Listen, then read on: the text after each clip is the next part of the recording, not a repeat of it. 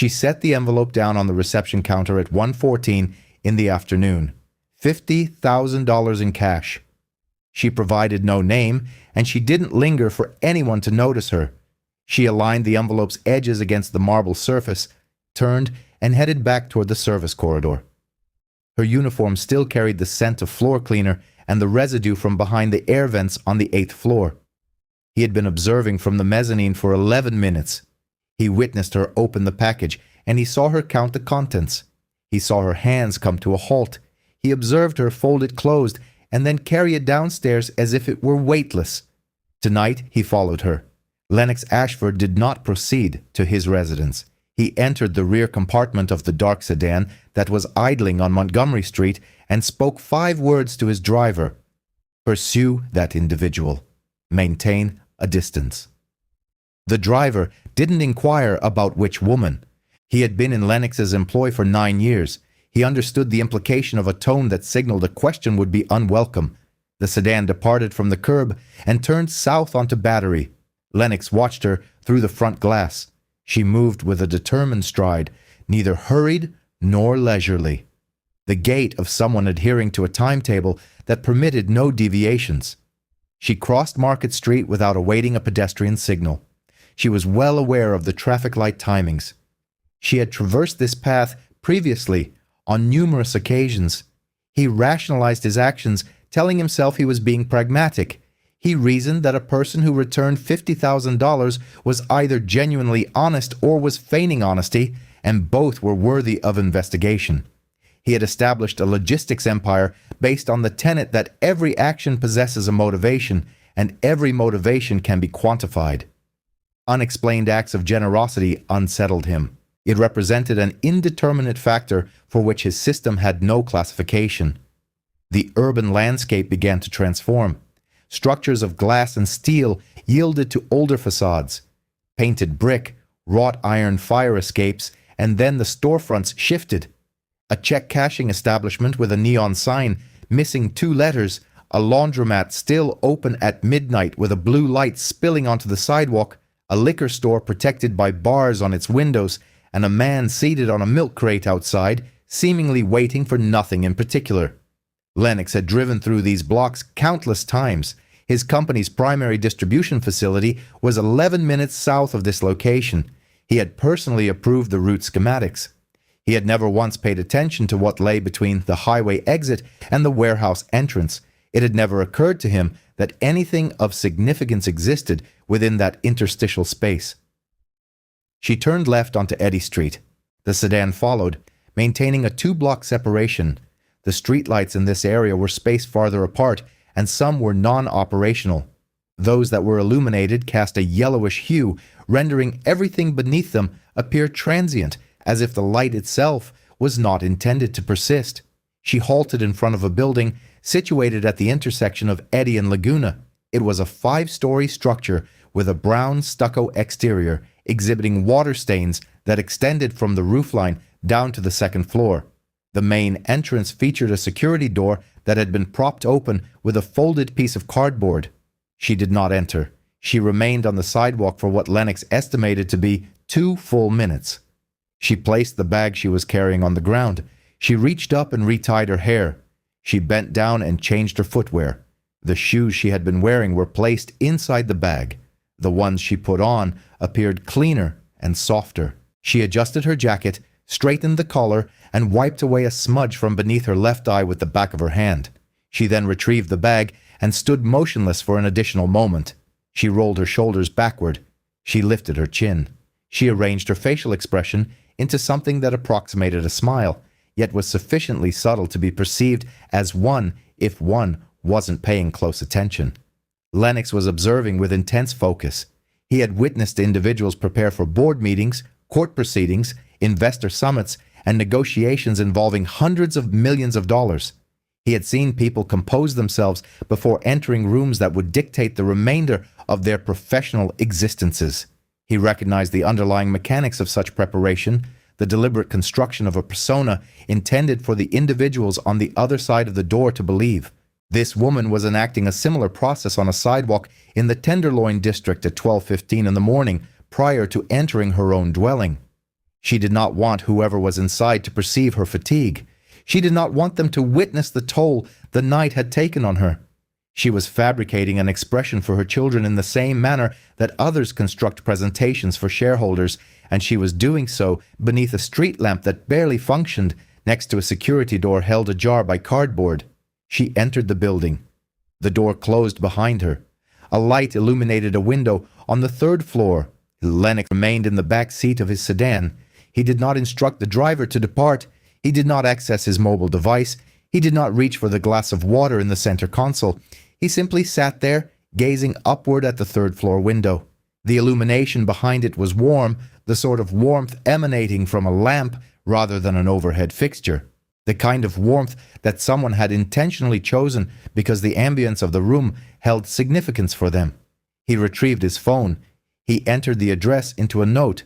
741 Eddy Street, apartment 3C. He saved the entry.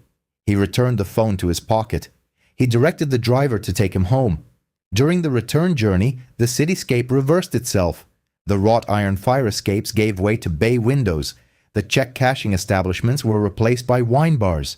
The yellow streetlights were succeeded by those that evenly illuminated the sidewalk, as if even the infrastructure had determined that certain neighborhoods warranted more distinct visibility than others.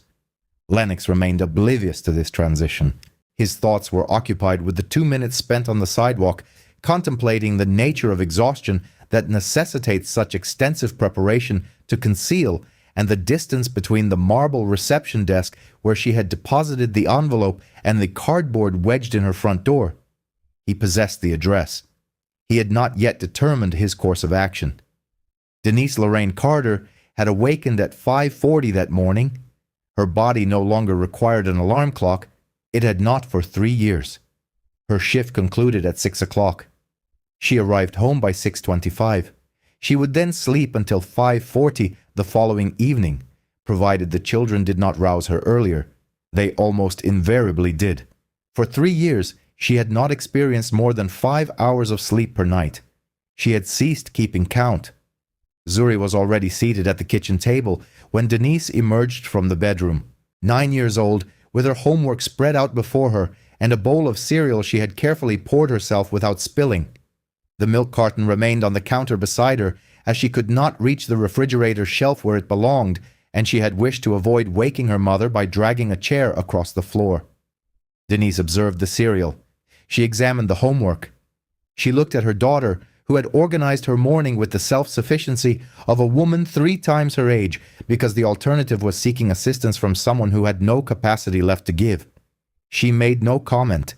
She bestowed a kiss upon the top of Zuri's head. She replaced the milk in the refrigerator and began preparing Micah's breakfast. Micah was 5 years old. He was on the floor of the room he shared with Zuri, engrossed in drawing. He was perpetually drawing, not solely out of an exceptional love for it, although he did enjoy it, but because drawing served as the language his voice had not yet learned to articulate. He experienced a developmental delay in speech. The pediatrician had used these exact words during his 3-year checkup, and Denise had carried them within her ever since like a stone she could neither set down nor swallow. Speech therapy was what he required. She was aware of this. The pediatrician was aware of this. The school district's evaluation team, who had assessed him 7 months prior, were also aware. Everyone understood. Private speech therapy in San Francisco typically costs between $150 and $250 per session. 2 sessions weekly were considered the minimum recommended frequency. Denise earned $17.85 per hour. Her health insurance provided by the cleaning company covered 12 sessions annually. Micah required approximately 100 sessions. The public program administered through Medicaid had a waiting list. She had been registered for 11 months. The estimated wait time upon her application was between 8 and 14 months. No one had contacted her. Consequently, she devised her own approach. Every Sunday, she visited the public library on Larkin Street and borrowed books with accompanying pictures and simple vocabulary. She created flashcards using index cards. Each week, she affixed a list to the refrigerator. Speech words of the week. She would sit with Micah every evening before her shift, point to the words, pronounce them slowly, and wait for him to attempt imitation. He would attempt, not every night, and not every word, but he would make the effort.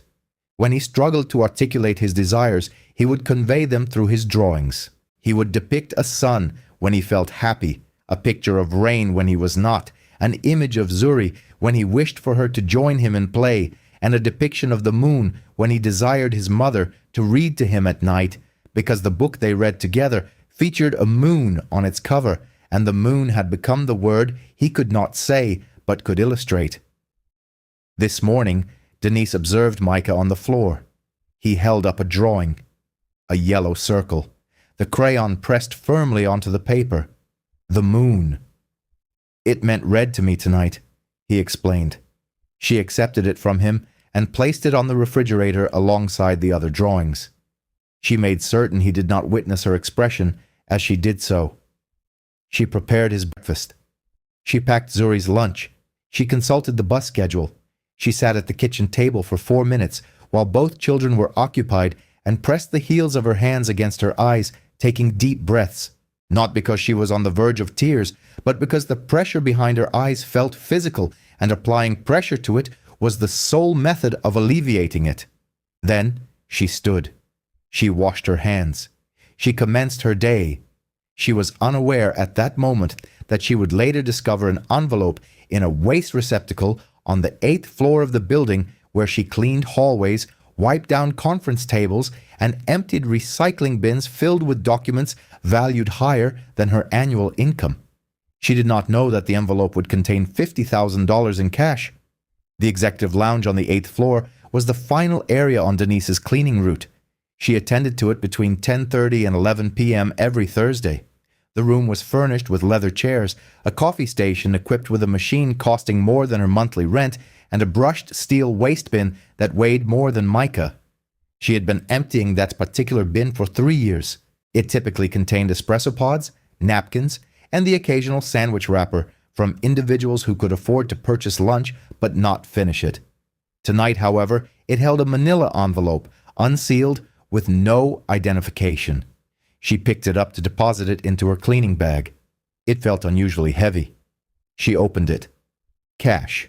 $100 bills, neatly stacked. She counted it once. She paused. She counted it a second time.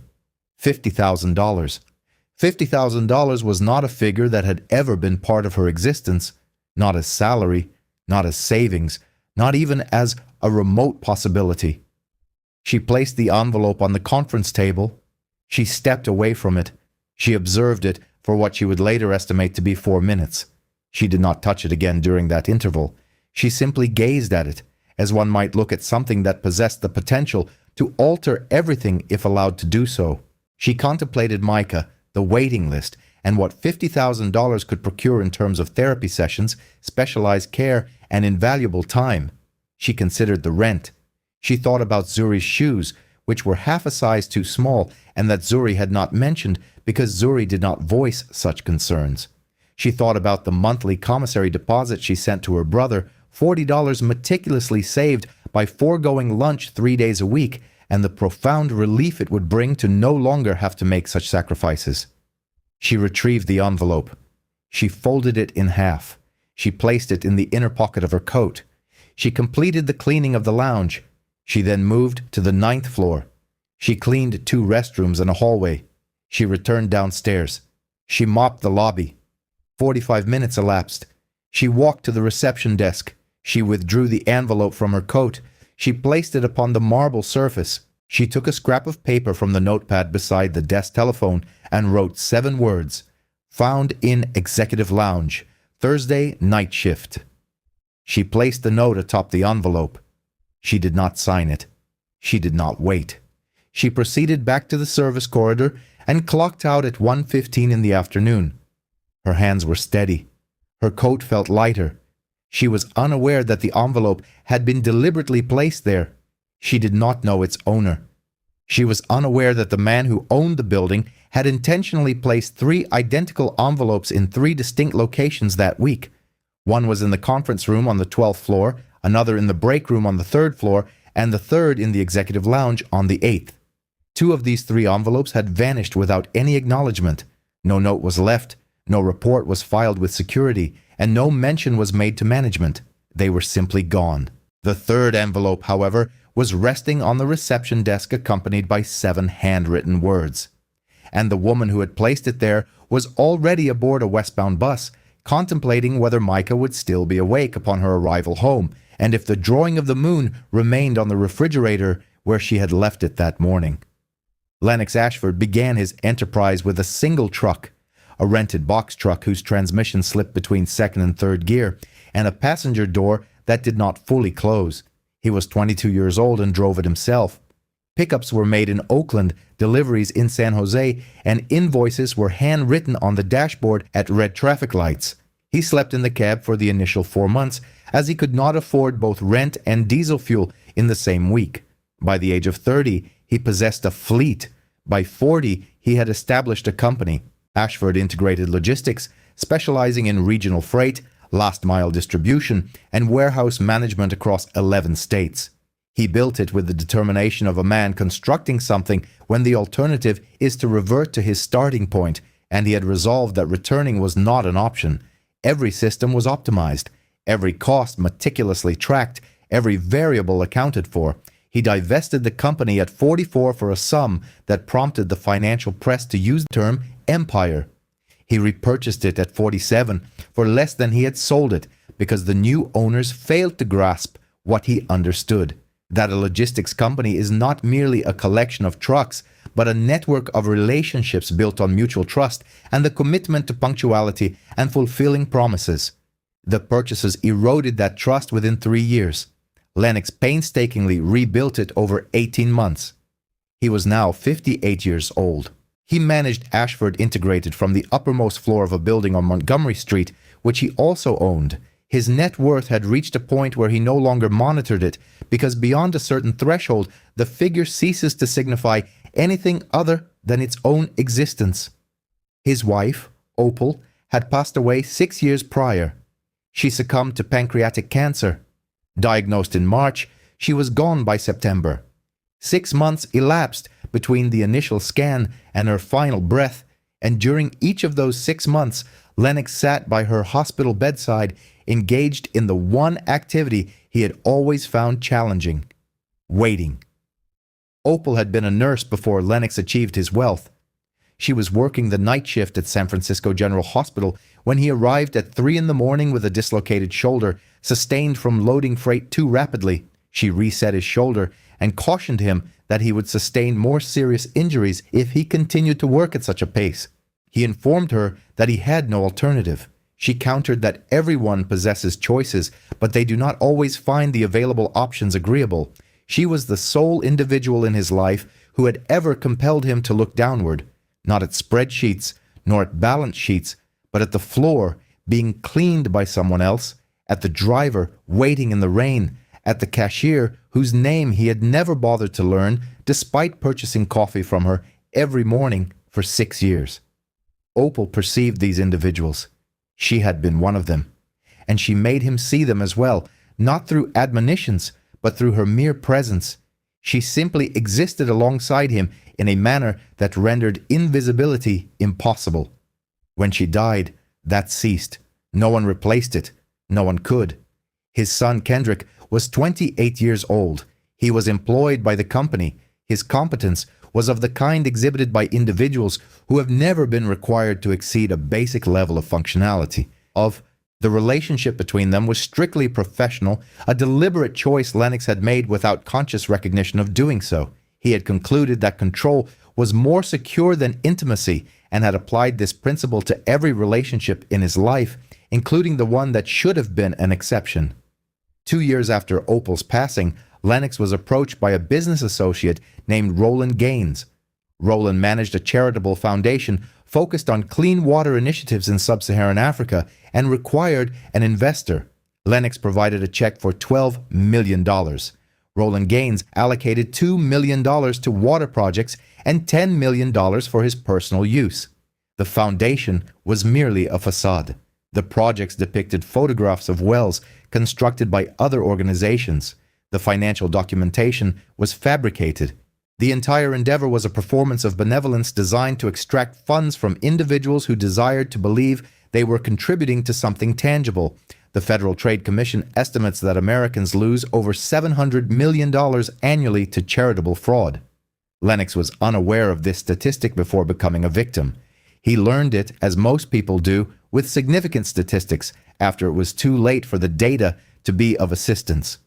He did not recover the monetary sum, but he did recover something more damaging. A conviction, a firmly established belief that had been forming within him prior to the fraud, and which the fraud merely substantiated. Everyone feigns virtue when they believe they are being observed. The true measure of a person lies in their actions when they believe no one is watching. He conducted an experiment to test this theory. 3 envelopes, each containing $10,000, were placed in 3 distinct locations within the Montgomery Street building, where 400 people were employed and where no one anticipated being scrutinized by the individual whose name was on the deed.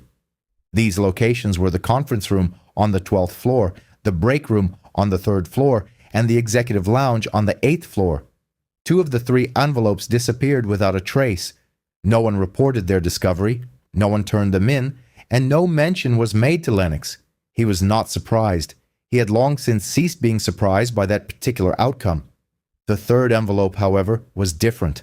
This 3rd envelope was placed on a reception desk at 11:47 p.m., accompanied by a handwritten note containing 7 words and no signature.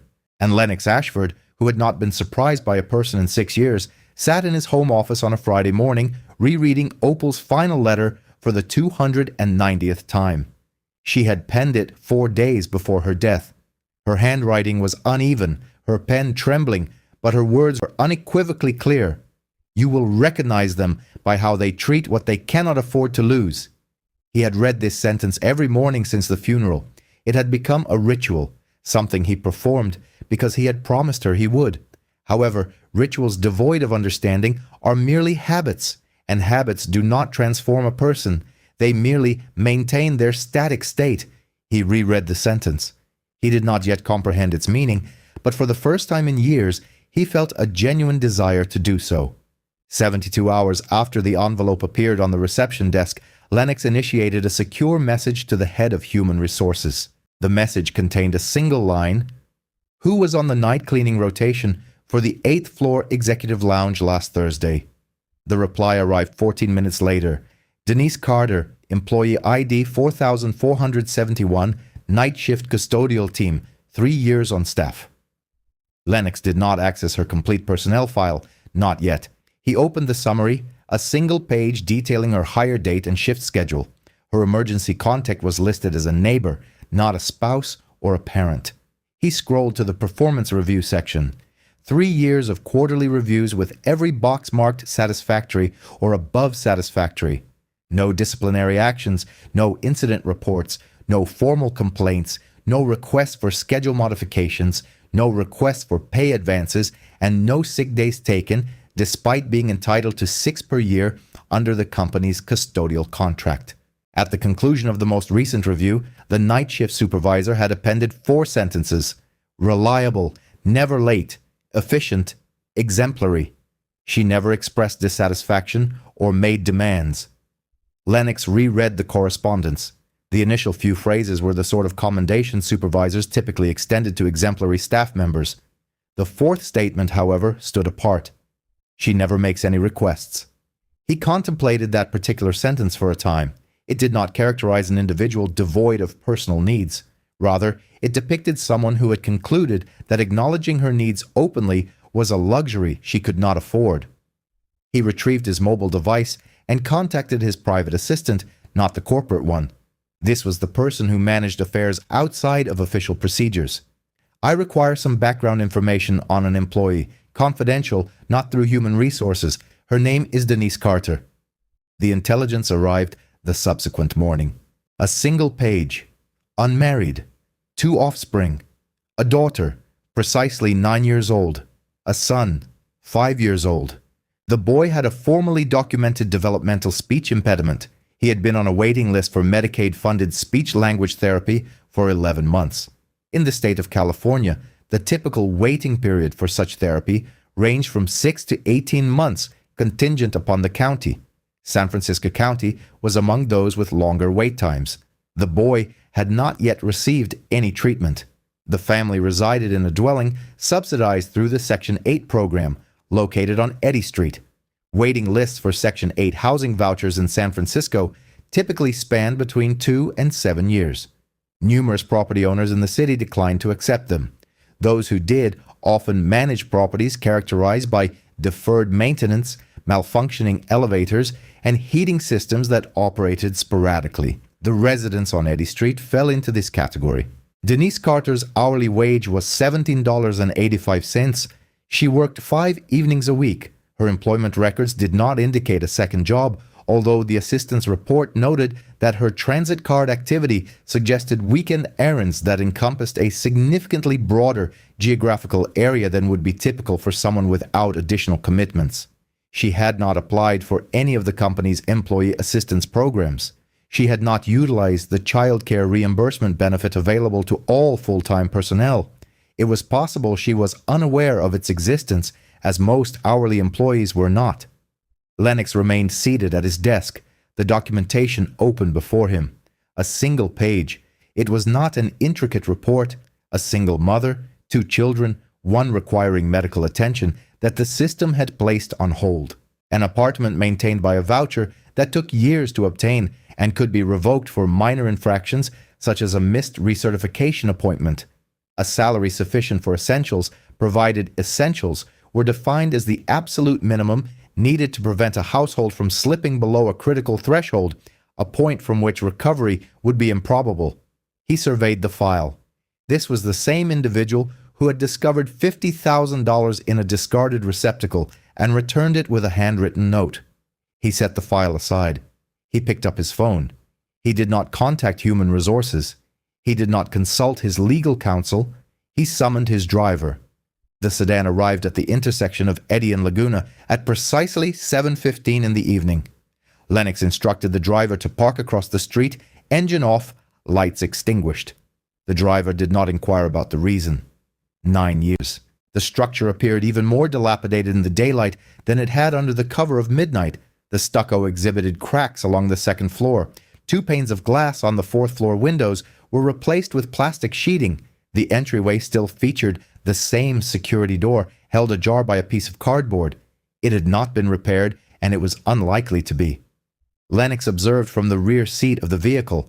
At 7:40, a bus pulled up to the corner. Denise emerged, carrying 2 bags, 1 in each hand. The bag in her left hand was considerably heavier, containing groceries. The bag in her right was lighter, its shape suggesting books. He could discern the edge of a library sticker on its surface. She proceeded towards the building's entrance. Before she reached the doorway, it swung open from within. A young girl, precisely 9 years old, exited. She took the heavier bag from her mother's grasp without being asked and returned inside. The action was fluid, practiced.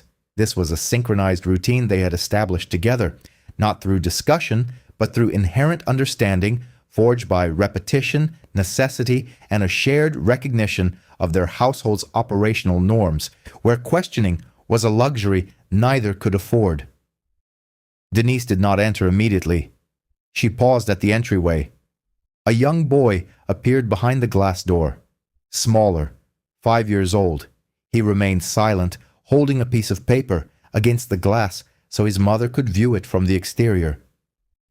Denise examined the drawing. She offered a smile, not broad, but restrained, the kind of smile that demands a significant emotional cost after an arduous day.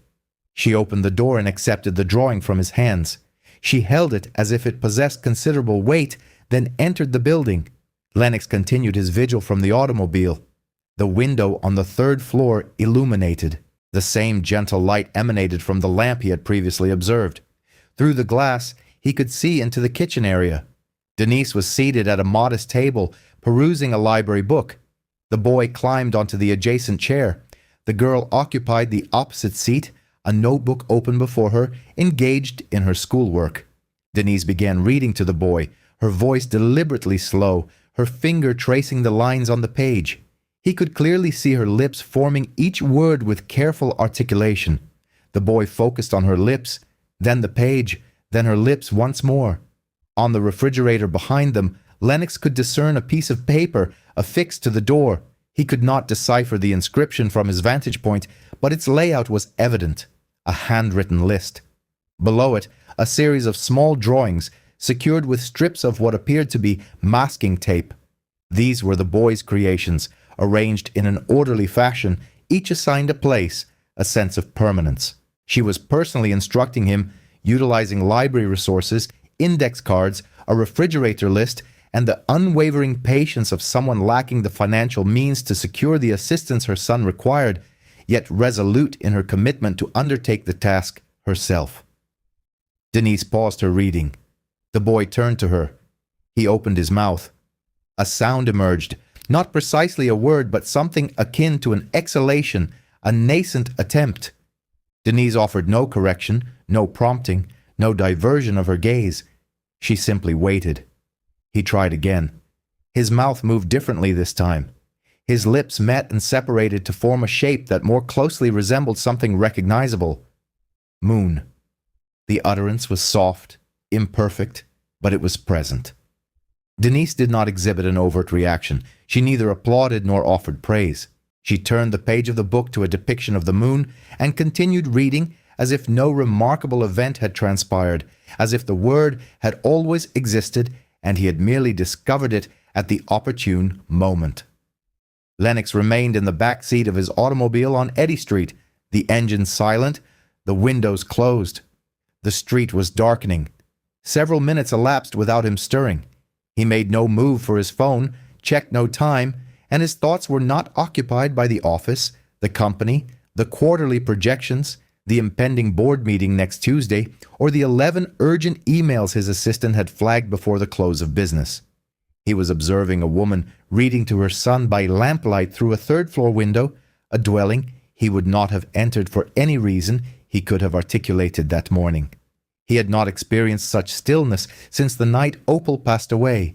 Denise Lorraine Carter was born in Bayview, Hunters Point, a district situated in the southeastern quadrant of San Francisco, where residences were more modest, street noise was more pronounced, and the distance to the remainder of the city was not measured in miles, but in what individuals residing beyond that divide chose to acknowledge or disregard. Her father, Reginald Carter, was a plumber. He labored 6 days a week for a firm that dispatched him to residences in neighborhoods he could not afford to inhabit. There, he serviced pipes beneath kitchen counters that exceeded the cost of his vehicle, returning each evening to a compact, fully owned home. Her mother, Clarice Carter, worked as a food preparer in a restaurant in the Mission District, engaged in chopping, washing, and portioning ingredients. She returned each night carrying the scent of onions and bleach. She would greet her children with hands that were perpetually slightly moist from their last washing, never once offering an apology for it. They raised Denise and her brother Terrell in a 2-bedroom house on Newcomb Avenue. It was not a conspicuous dwelling, nor one that conveyed any particular message to onlookers, yet every surface within was immaculate. Every dish was washed before sleep, every bill settled promptly, and every significant rule was articulated aloud and reiterated until it became an ingrained principle, an intrinsic part of their being. Reginald emphasized one particular rule more frequently than others. He would state it at dinner, during the drive to church, and even while waiting in line at the Safeway on 3rd Street when Denise was 8 years old. She had found a $20 bill on the floor between the cereal aisle and the frozen section. Upon retrieving it, she looked at her father with the expression of a child who had just discovered that the universe occasionally bestows monetary gifts without apparent cause. His pronouncement was unwavering. If it doesn't belong to you, it's not yours. It makes no difference how desperately you need it. It makes no difference if no one is observing. He accompanied her to the customer service desk, where she relinquished the $20 bill to the manager. The manager regarded Reginald with an expression suggesting he was impeding the progress of others. Reginald paid no mind to the manager's countenance. His attention was fixed on his daughter's actions, and her hands had indeed returned the money. Reginald passed away when Denise was 19. He suffered a stroke on a construction site in Daly City, collapsing beneath a sink. The homeowner discovered him. Denise was in her second semester at City College of San Francisco. She withdrew from her studies that week, not by choice but due to a stark shift in circumstances. When one's father dies on a Tuesday and one's mother is unable to cover the rent by Friday, financial realities do not accommodate personal mourning. Clarice persevered for 2 additional years, succumbing to kidney failure. It was a slow, relentless decline, the kind that allows one to witness a person's faculties diminish incrementally as each bodily system falters, all while medical bills arrived with the predictable regularity of an automated process that cannot cease. Denise contributed what she could financially. Clarice passed away on a Wednesday in April. Denise was 20 years old. Her brother, Terrell, was also 20 when their mother died. He had been a decent young man, not perfect, but good. However, good becomes a precarious path when the individuals who guided you are no longer present and those remaining are charting a different course. He fell in with a group of men who offered the 2 things that grief often makes one desperately crave: structure and a sense of belonging. He was apprehended at 21 and sentenced to 8 years in a state correctional facility located 240 miles from San Francisco. Denise visited whenever feasible. Twice annually, the journey involved a 4-hour drive each way. She traveled by bus as she did not possess an automobile. The bus journey consumed 6 hours.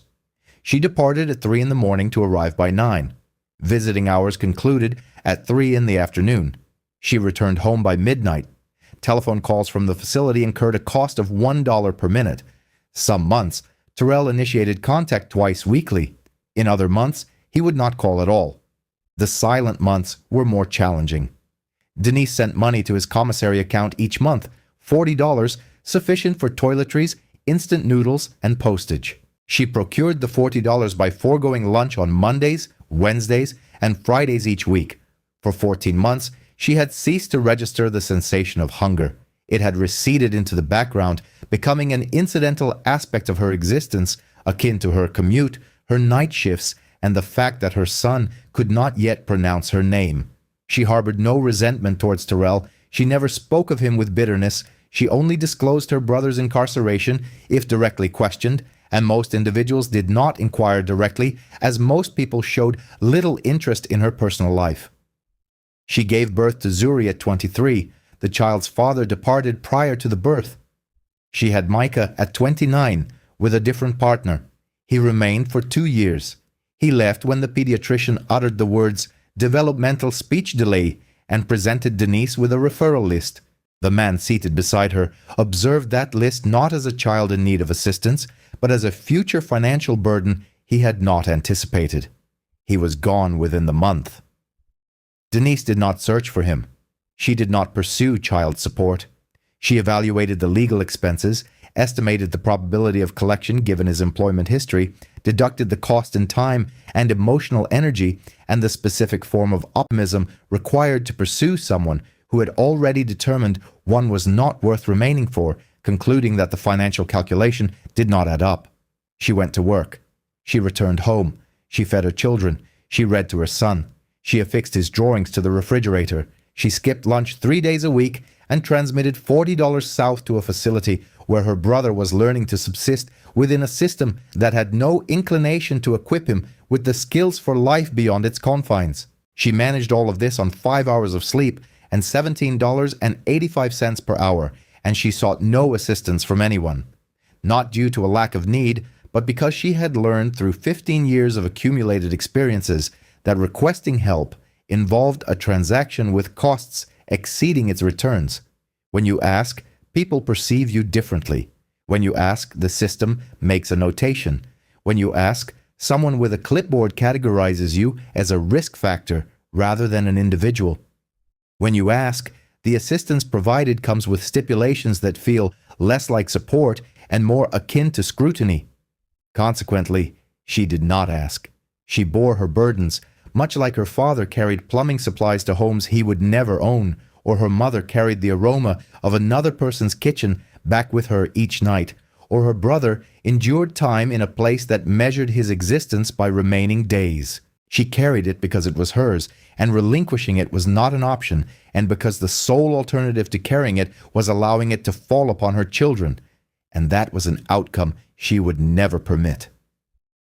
Lennox Ashford approached the doorway of apartment 3C on a Saturday morning at 9:15. He dispatched no assistant. He provided no advance notification.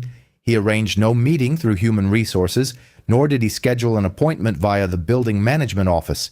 He drove to Eddy Street, entered the main lobby through the front entrance with the cardboard still wedged in the security door, ascended 3 flights of stairs redolent of cooking oil and laundry detergent, and knocked.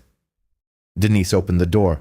She wore a gray sweatshirt and jeans, her hair pulled back. She regarded him with the look one directs at an anomaly, something out of place. "My designation is Lennox Ashford. I am the proprietor of the establishment where you are employed. I am aware of your identity.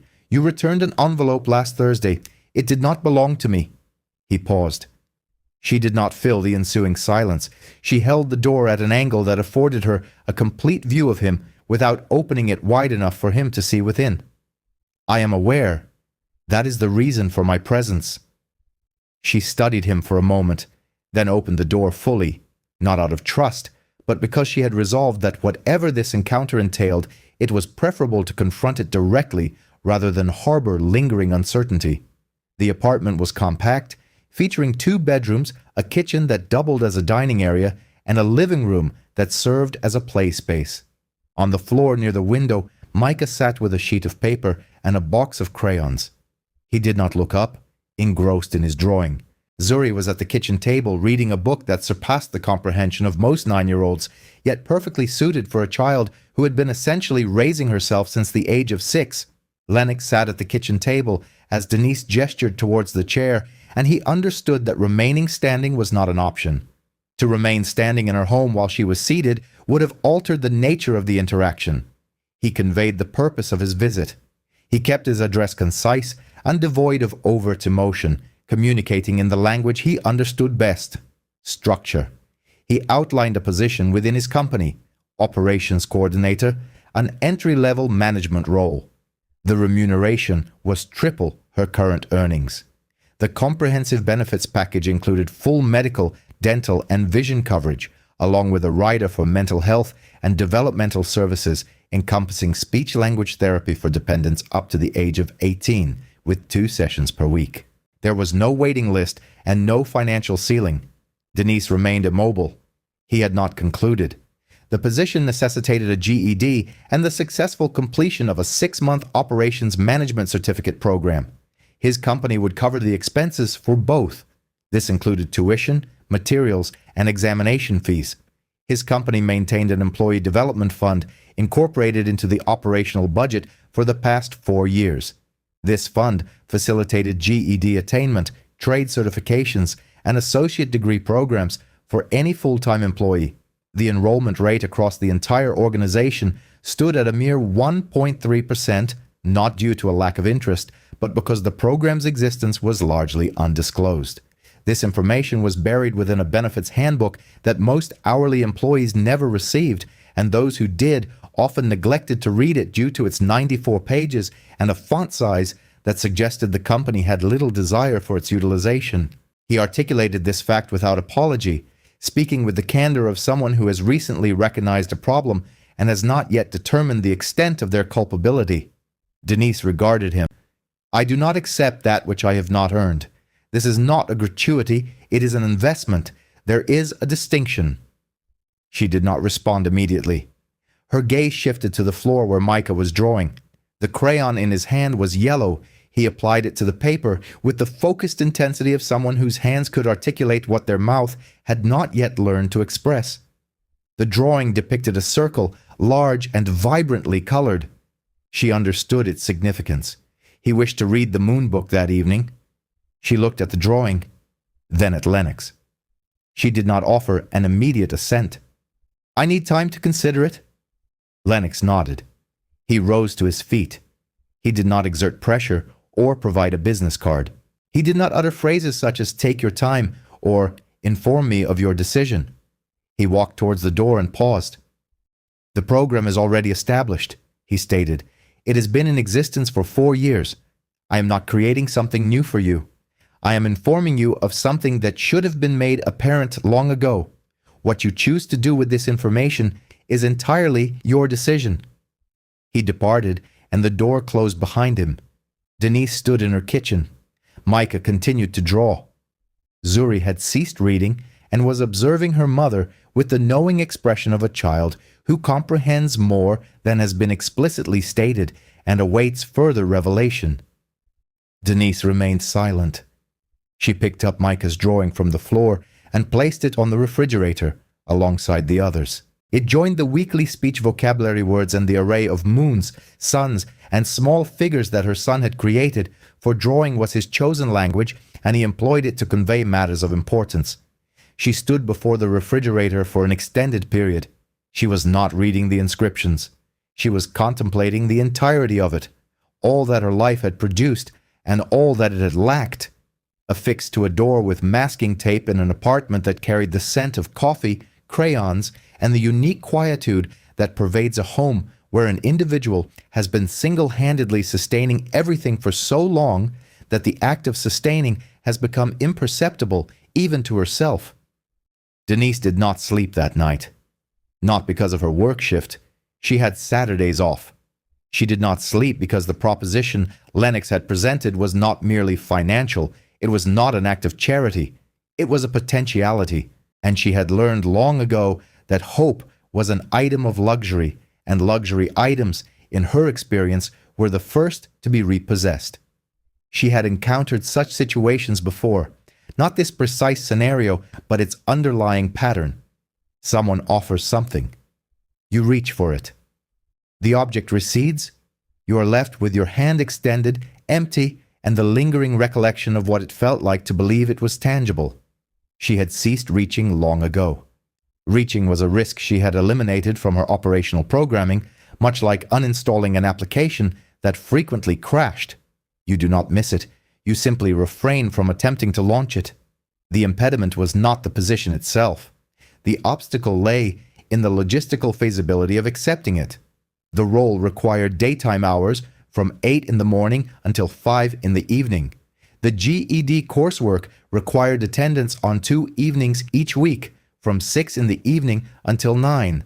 She was presently employed on the overnight schedule, as that was the sole shift that permitted her to be at home during daylight hours when Micah was not at school, and Zuri necessitated supervision past 3 in the afternoon. Should she transition to a daytime role, someone would be required to look after the children from 3 in the afternoon until her arrival home at 5:30. If she were to attend classes 2 evenings weekly, assistance would be needed for them from 5:30 until 9:30. Childcare in San Francisco commanded an average rate of $15 to $20 per hour for a certified caregiver. This was a cost she could not manage on her current remuneration. It was also a sum she could not absorb with her prospective new salary, at least not immediately, not until her initial pay had cleared, and certainly not considering the advance payment for course materials due in the first week. On Saturday evening, she sat at the kitchen table, performing calculations on the reverse side of a grocery receipt. The figures did not align. They nearly did. However, nearly was not a quantity one could deposit. Zuri discovered the note on Sunday morning. It was affixed to the refrigerator door, adjacent to the designated vocabulary words for the week and directly beside the series of lunar drawings. 5 words, penned in the handwriting of a 9-year-old, inscribed in pencil on a fragment of torn notebook paper. "I can look after Micah. I do already." Denise was standing in the kitchen when she observed it. She reread it twice. She remained immobile for what she later estimated to be approximately 3 minutes. She carefully removed the note from the refrigerator. She folded it once. She placed it within her wallet in the same compartment where she kept the last $20 bill Clarice had ever bestowed upon her. Her mother had pressed it into her hand the week preceding her passing, instructing her, "Treat yourself to something that is not for anyone else." Denise had never expended it. She had been unable to determine what purchase would be more valuable than the simple fact that her mother had given it to her. The note was placed alongside the $20 bill, 2 pieces of paper, one originating from a woman who had loved her and departed, one from a child who loved her and remained. On Sunday afternoon, a knock sounded at the door. Loretta May Simmons, resident of apartment 3D, a 67-year-old retired postal worker. She had resided directly across the hall from Denise for 3 years. They exchanged pleasantries in the hallway. They held the elevator doors open for one another. Loretta had brought over a plate of food on Thanksgiving because she had prepared an excessive quantity and disliked eating in solitude. Though both women understood that the underlying reason was neither the food nor the serving size. Loretta stood framed in the doorway. She was not a person prone to unnecessary speech. "I overheard you conversing with yourself through the wall last night. You were calculating aloud." Denise offered no reply. "I have observed you shouldering this burden alone for 3 years from across the hall. It is sufficient. Bring those little ones to my door when you leave. I will be there when you depart, and I will be there when you return. Do not offer me payment. I am not soliciting funds. I am requesting that you permit someone to assist you before you damage something that cannot be mended." Denise met her gaze. Loretta returned the look. Neither of them moved. Within African American communities across the nation, this was not an anomaly. This was the established system. Not the formal one with its case files, eligibility criteria, and extensive handbooks, but the alternative. The one forged by proximity, observation, and the unspoken understanding that the neighbor across the hall was not a stranger. She represented essential infrastructure. She was the reason children were fed, clothed, and supervised while their mothers worked jobs that provided insufficient remuneration to afford the very system supposedly designed to offer precisely this support. Loretta did not await a response. She gave the doorframe a single pat. She turned and returned to apartment 3D. Denise closed the door. She resumed her seat at the kitchen table. She opened her wallet. She looked at the $20 bill. She looked at the note. She gazed at the vocabulary words for the week displayed on the refrigerator, the drawings of the moons, and the life she had constructed from nothing with nothing, and she grasped that the nothing had never truly been nothing. It had been Zuri preparing her own breakfast without rousing her. It had been Loretta bringing plates of food for reasons neither of them articulated.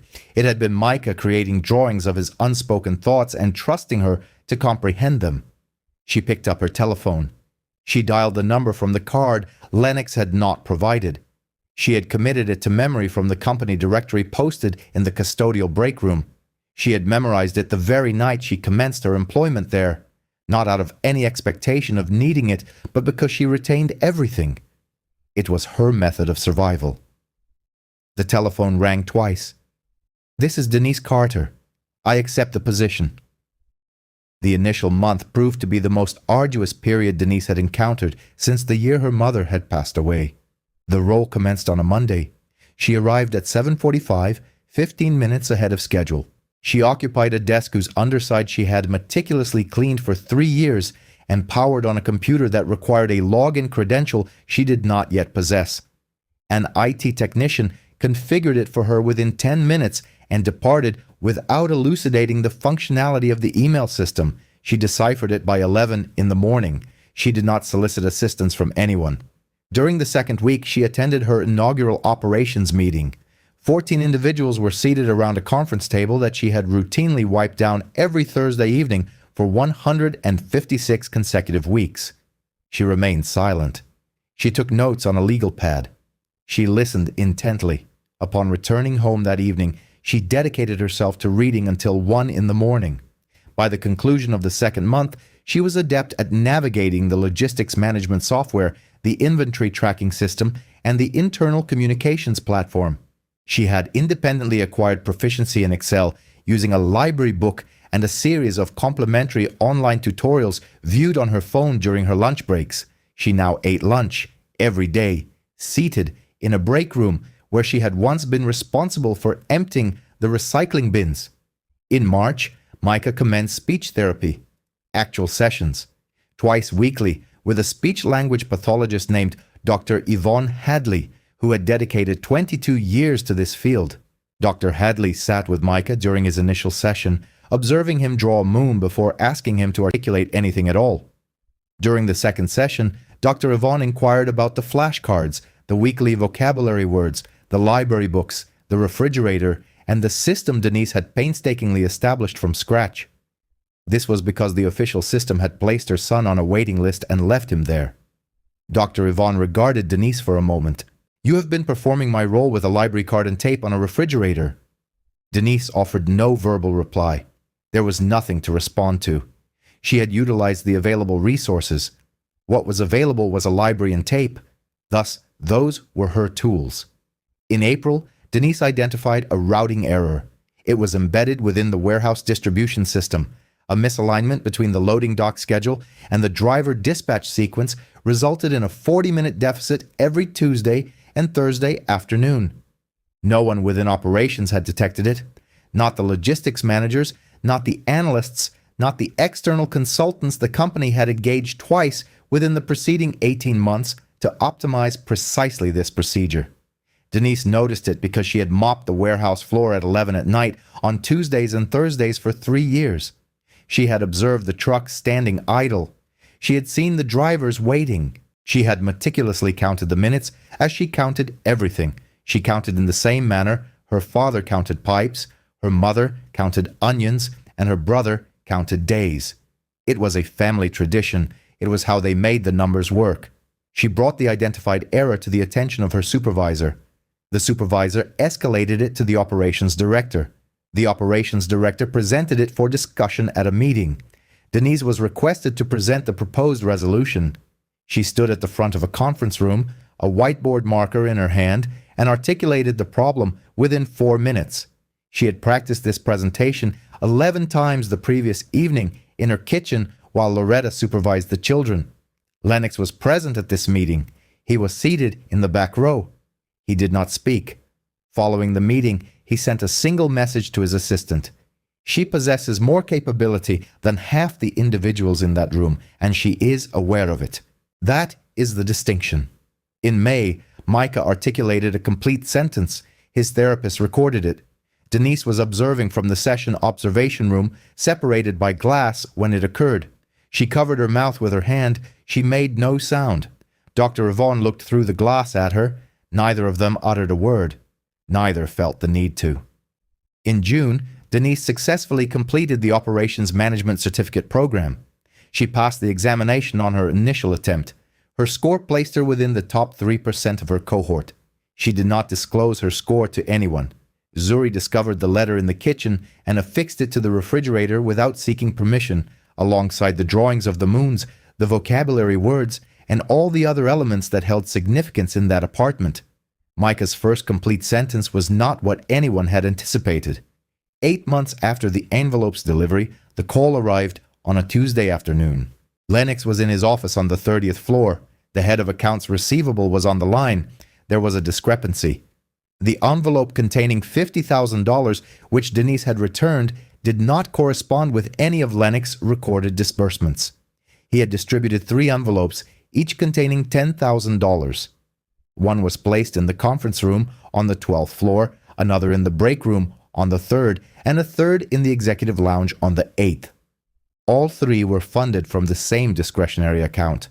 All 3 were documented.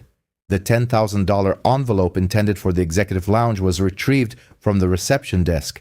The accompanying note matched, as did the date, but the monetary amount did not. The envelope Denise returned contained $50,000, 5 times the sum Lennox had allocated. He instructed accounts receivable to trace its origin. The response was received within 2 hours. The $50,000 represented a cash withdrawal from a personal discretionary fund belonging to Kendrick Ashford, Lennox's son. Kendrick had utilized the executive lounge for a private meeting on the Wednesday prior to that Thursday evening. Denise had discovered the envelope. He had brought the cash for a transaction that he subsequently completed via wire transfer. He had left the envelope on the table. He had forgotten it. He had forgotten $50,000 on a table because $50,000 was not a sum that demanded his attention. It was not a figure that his circumstances registered as absent. It was loose change in a room he would not recall entering by the following week. The envelope that Denise found was not a test. It was not the $10,000 that Lennox had placed there to gauge human behavior from the mezzanine of a building he owned. It was actual money left behind by a man who did not miss it, found by a woman who could not afford to keep it, and returned by hands that had trembled as they placed it on the marble, because those hands understood precisely what $50,000 could have purchased and consciously chose to relinquish it nonetheless. She had not passed a test. She had made a decision within the context of her actual life, with her actual son on a waiting list, her actual rent due, and her actual brother 240 miles away in a facility that charged $1 per minute for the sound of a familiar voice. She made the choice she made, not because she was being observed, because no one was. Lennox sat at his desk, the file open, the accounting trace displayed on the screen, Opal's letter tucked away in the drawer beside him. For 6 years, that sentence had been a daily ritual, words he read each morning because he had made a promise to a dying woman that he would. He had honored the promise, he had not preserved the meaning. The meaning had eluded him, as meaning tends to do when something is repeated so frequently that it becomes mere sound without substance. It possessed weight now. He picked up his phone. He called Kendrick. "Your money was returned. The envelope you left in the executive lounge." Kendrick paused. "I didn't realize I left it." "I know you did not. It was returned by the woman who cleans the floor you walk on. She earns in a month what you left on a table and forgot." The line was silent. "Consider that." He hung up. Kendrick Ashford arrived at his father's office at 6 in the evening on a Wednesday. He had not been summoned.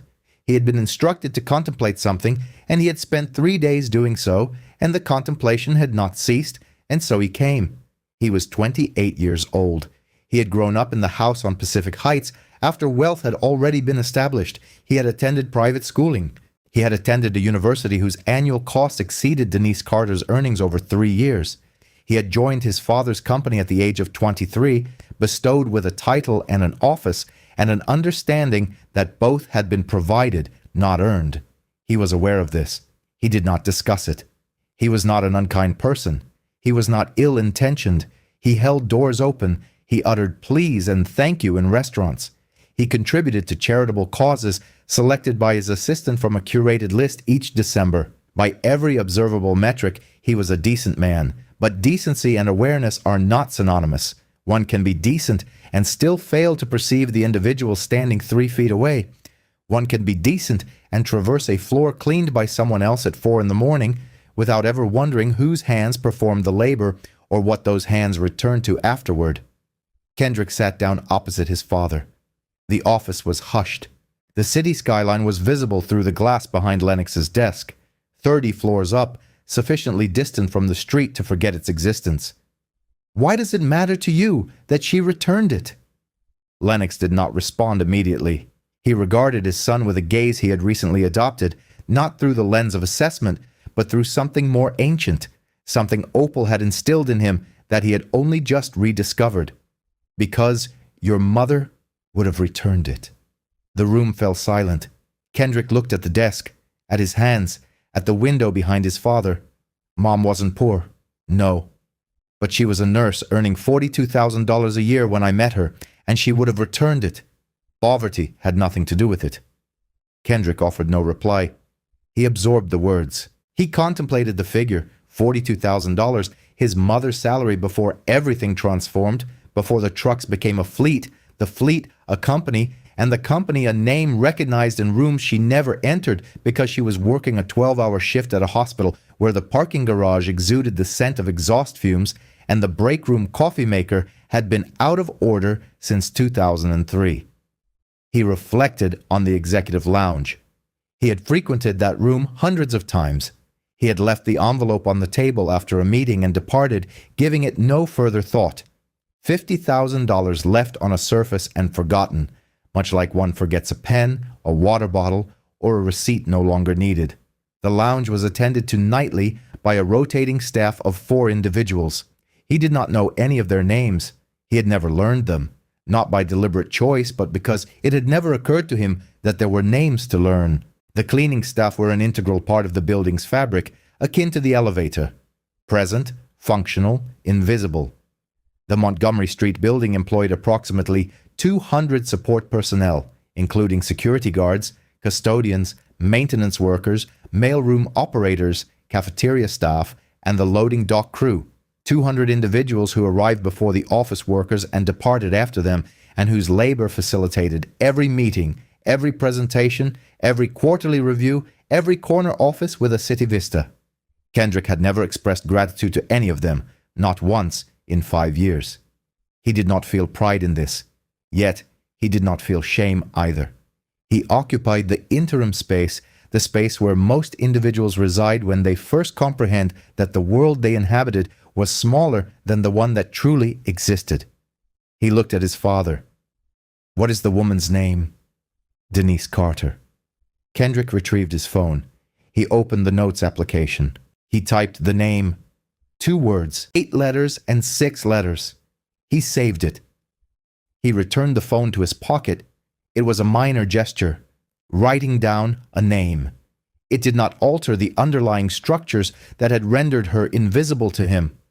It did not bridge the chasm between the 32nd floor and the basement utility room. It did not transform him into a different person. But it was the first name he had recorded that belonged to someone upon whose existence his own life had been constructed without his knowledge. And by writing it down, he could no longer claim ignorance. He remained seated with his father for an additional 10 minutes. Neither spoke. It was the longest period they had spent in the same room in years without discussing business matters. 1 year later, Denise Carter relocated to a 2-bedroom apartment on Fulton Street. She paid the rent herself, not through charity, not from a government program, not from an envelope left on a table, from a salary she had earned over 12 months of diligent work, a salary that had been neither granted nor could be revoked. The apartment was situated on the 2nd floor. Its windows faced west. In the late afternoon, the sunlight streamed through these windows at an angle that imparted warmth to the kitchen without the need for artificial light. Denise noticed this the first time she toured the vacant rooms with the landlord. She did not comment on it.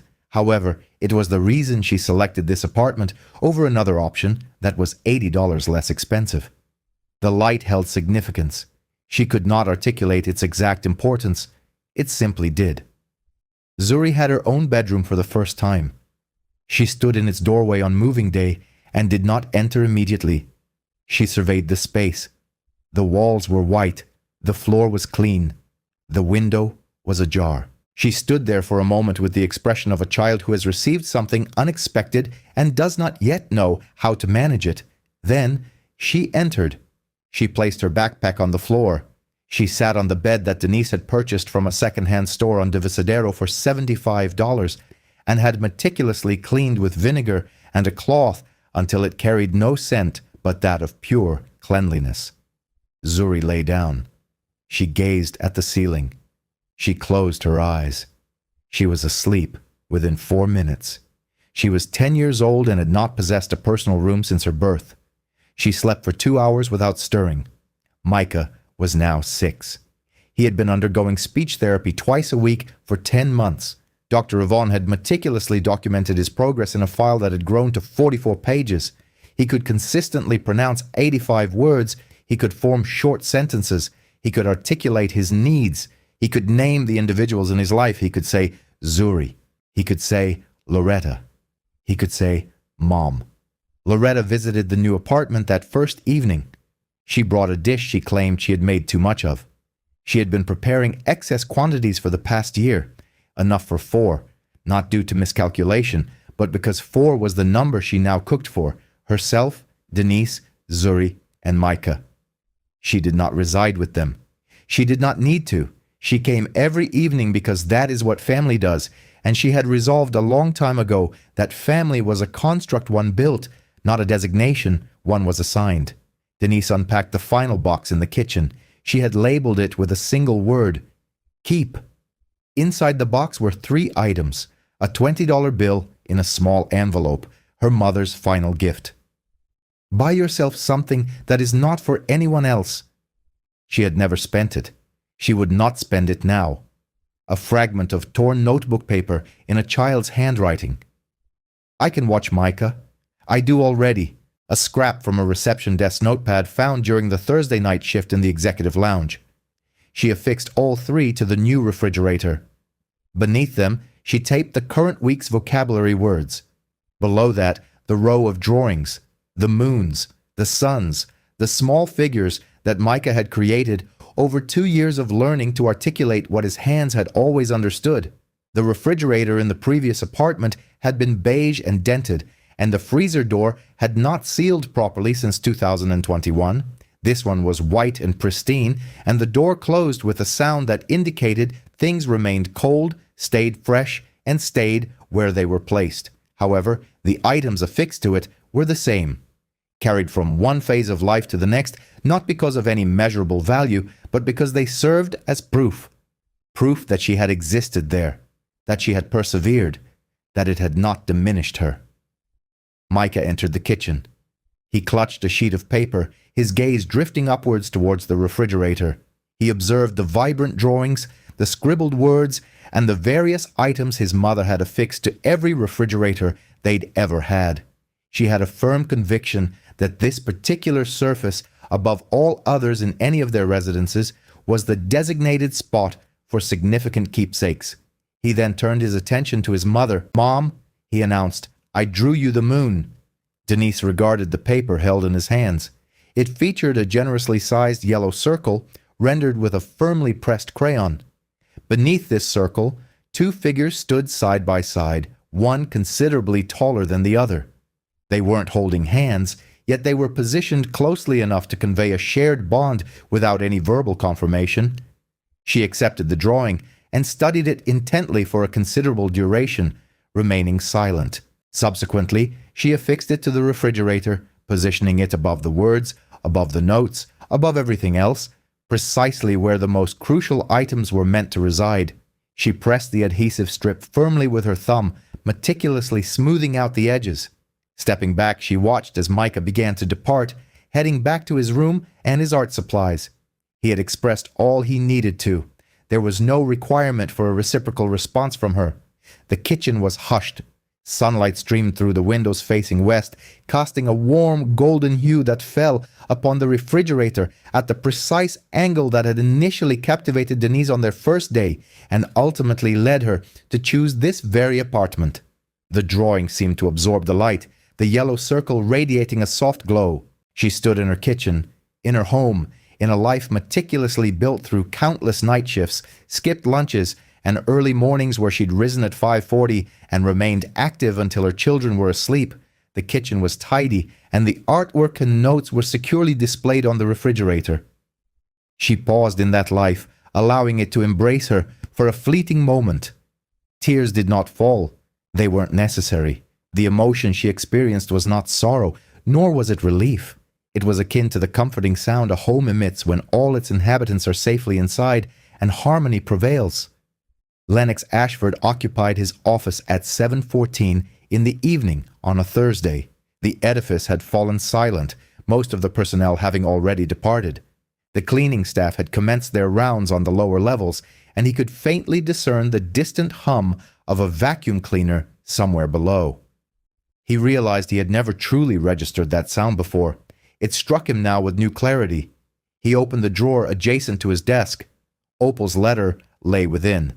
He had perused it precisely 2,555 times. Unfolding it, he found the paper felt soft from repeated handling.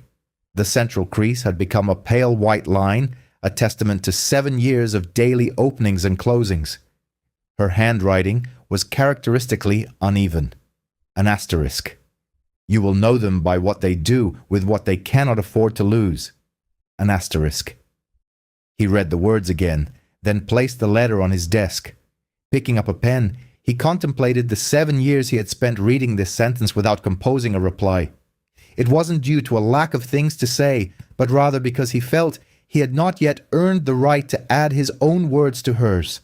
He had read her pronouncement with the same solemn reverence one reserves for sacred texts, refraining from a response as if any reply might somehow diminish the profound weight of the moment.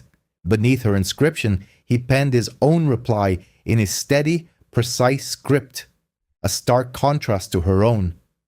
I found her. She was cleaning the floor I walked on, and I almost did not look down. He studied the sentence he had written, making no alterations. He refolded the letter along its original crease and returned it to the drawer, closing it with a quiet click. He remained still for a moment before rising. He donned his coat, walked to his office door, and bypassed the elevator button.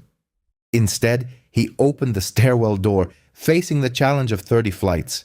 He ascended every single one, not for the physical exertion, but because for 20 years he had navigated this building without truly connecting with it, without acknowledging the resonance of his own footsteps on the concrete stairways, without appreciating the interconnectedness of its various levels. He had always arrived at his destination, never truly traveled through its spaces. Upon reaching the ground floor, he pushed open the stairwell door. The lobby was brightly illuminated, its marble floor immaculately clean, recently mopped. He detected the faint aroma of the cleaning solution used no more than 20 minutes prior. He proceeded to the security desk, where a man sat. A name tag on the left side of his chest read, Darnell. Lennox paused. "Good evening, Darnell." The security guard looked up. He had been employed at this building for 6 years. The man standing before him had passed this desk approximately 1,500 times, and this was the first occasion he had ever been addressed by his name. "Good evening, Mr. Ashford." Lennox offered a single nod before passing through the glass doors. The street was cloaked in darkness, the air crisp and cold.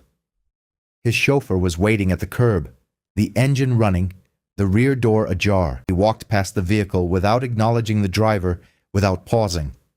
He turned south onto Montgomery Street and began to walk.